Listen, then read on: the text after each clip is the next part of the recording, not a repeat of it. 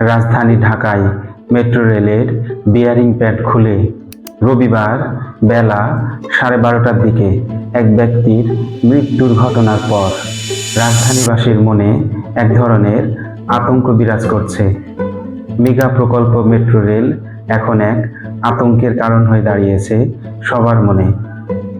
যারা মেট্রো রেলের নিচ দিয়ে হেঁটে যাচ্ছে বা গাড়িতে যাতায়াত করছে। মেট্রো রেলের বিয়ারিং প্যাড খুলে পড়ার ঘটনা এটাই প্রথম নয়। গত বছরের 18 সেপ্টেম্বর প্রথম একটি বিয়ারিং প্যাড খুলে পড়েছিল, তবে এই ঘটনায় কেউ হতাহত হয়নি। মেট্রো রেলে মতিঝিল থেকে উত্তরা পর্যন্ত মোট পিলার আছে 620টি। প্রতিটি পিলারে বিয়ারিং প্যাড আছে 4টি করে। সেই হিসেবে মেট্রো রেলে মোট বিয়ারিং প্যাড আছে 2480টি। মেট্রো রেলের বিয়ারিং প্যাডটা কেন খসে পড়ল এটা বুঝতে হলে প্রথমে বুঝতে হবে বিয়ারিং প্যাডটা পিলারে কিভাবে আটকানো থাকে। বিয়ারিং প্যাড হচ্ছে রাবার ও স্টিলের মিশ্রণে তৈরি আয়তাকার এক ধরনের প্যাড যা মেট্রো রেলের সুরক্ষার কাজ করে।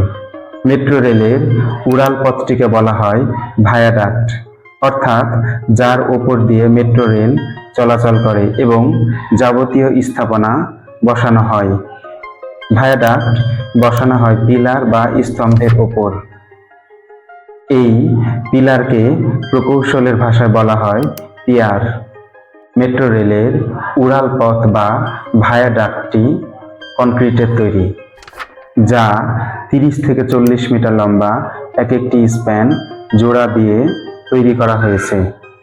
ভায়াডাক্টটি পিলারের ওপর সরাসরি বসালে ঘর্ষণজনিত সমস্যা ঘটতে পারে স্থানচ্যুতি। এজন্যই ভায়াডাক্ট ও পিলারের মাঝখানে বিয়ারিং প্যাড দেওয়া হয়, যাতে মেট্রো রেলটি সুরক্ষা পায়। বিয়ারিং প্যাডটি সাধারণত স্ক্রু বা অন্য কিছু দিয়ে পিলারে আটকানো হয় না। ভায়াডাক্ট বা উড়াল পথের ভরে বিয়ারিং প্যাডটি আটকে থাকে। বিয়ারিং প্যাডটি কেন খসে পড়ল তার জন্য ফরেনসিক তদন্ত দরকার। ঢাকা একটি ঘনবসতিপূর্ণ শহর।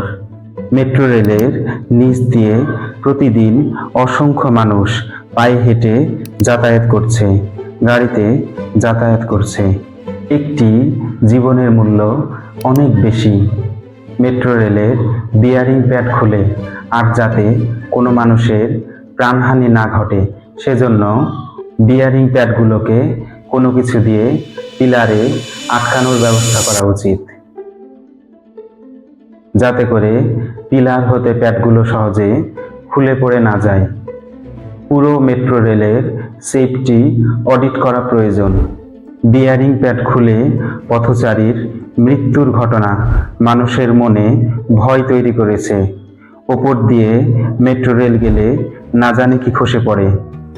মেট্রো রেলের সব ঝুঁকিপূর্ণ অংশে নিরাপত্তা ব্যবস্থা অডিট করা উচিত। সরকারের এই বিষয়ে পদক্ষেপ নেওয়া উচিত। তা না হলে মানুষের মনে যে ভয় তৈরি হয়েছে তা আরও বাড়বে।